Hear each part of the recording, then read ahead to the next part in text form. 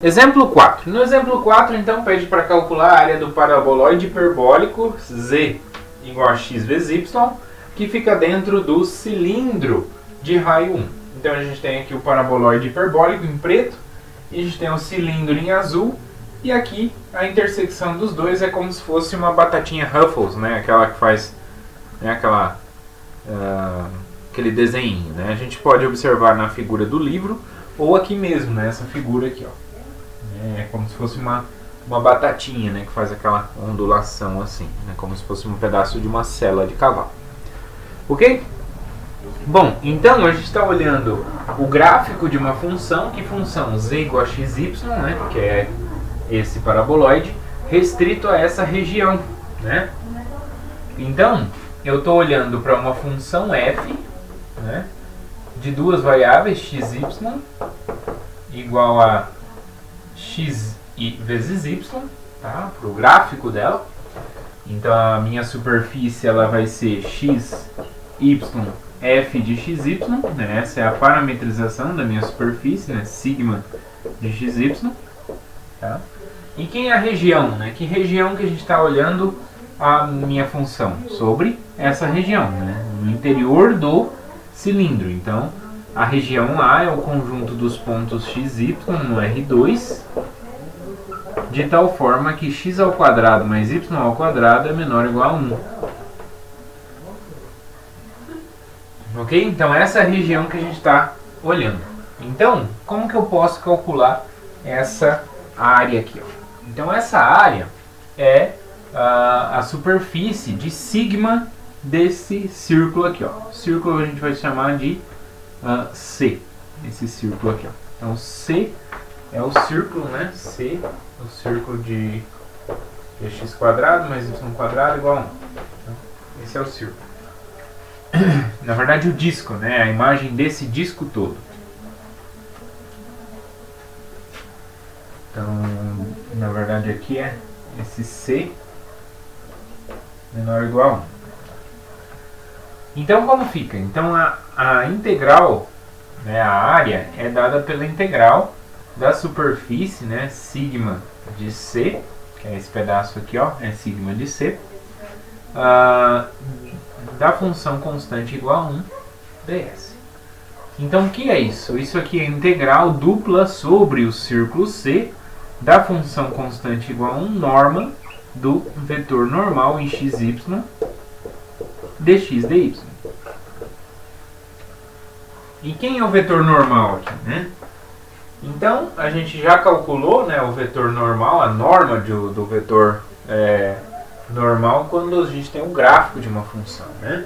Então, isso aqui vai ficar a integral dupla sobre C de quem? Da raiz quadrada da derivada de f em relação a x ao quadrado, mais derivada da f com relação a y ao quadrado, mais 1. Então essa aqui é a nossa função, dx dy. E quanto que é isso? Isso aqui é a integral dupla sobre o círculo C de quem? Derivada da f com relação a x vai dar y, então y ao quadrado. Derivada da f com relação a y dá x, então x ao quadrado, mais 1. dx dy.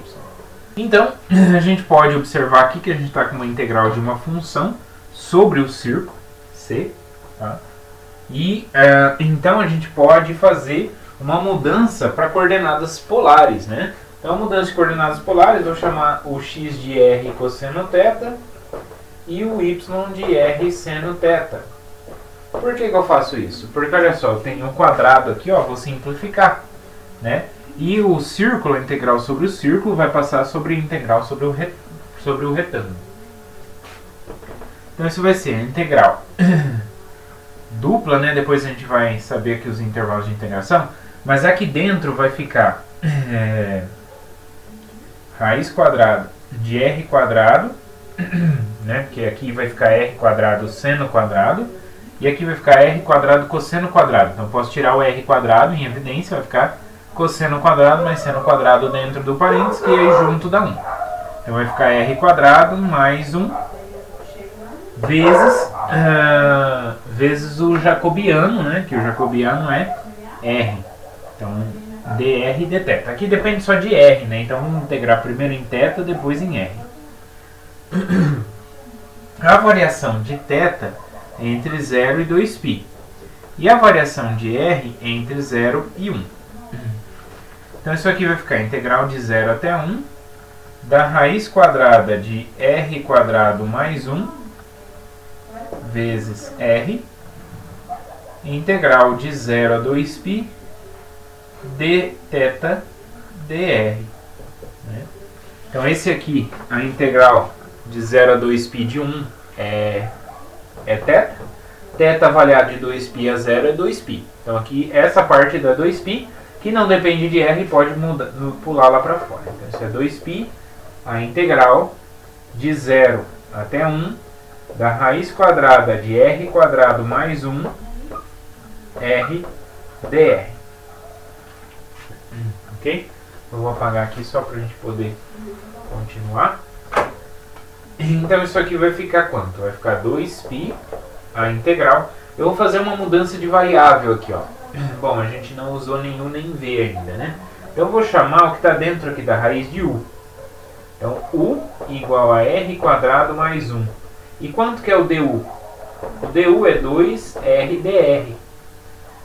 Então esse 2 que está lá fora, eu vou mandar lá dentro para ser usada junto com R dr para se transformar em DU. Então vai ficar, então tira esse 2 aqui, né, joga para lá, vai ficar raiz quadrada de U DU.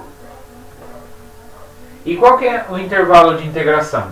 Para R igual a 0, eu tenho U igual a 1.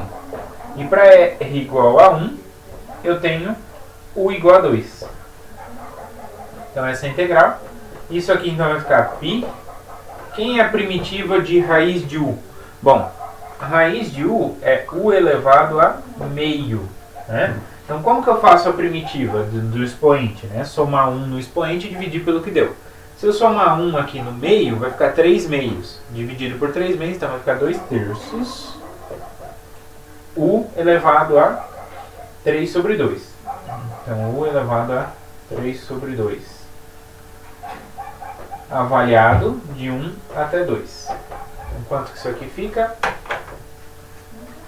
Então vai ficar avaliado no 2, vai ficar então π vezes 2 terços.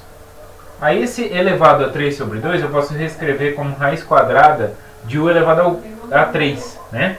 Então vai ficar 2 ao cubo, né? Menos π vezes 2 terços da raiz quadrada de 1 ao cubo, que é 1.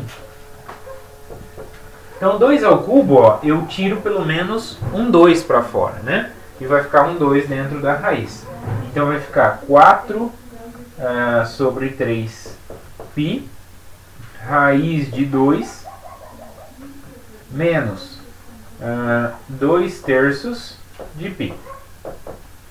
Juntando no mesmo denominador, o que tem, tirando o que tem em evidência, vai ficar 2 terços de π, vezes, aqui vai sobrar 2, né? Então 2 raiz de 2, menos 1.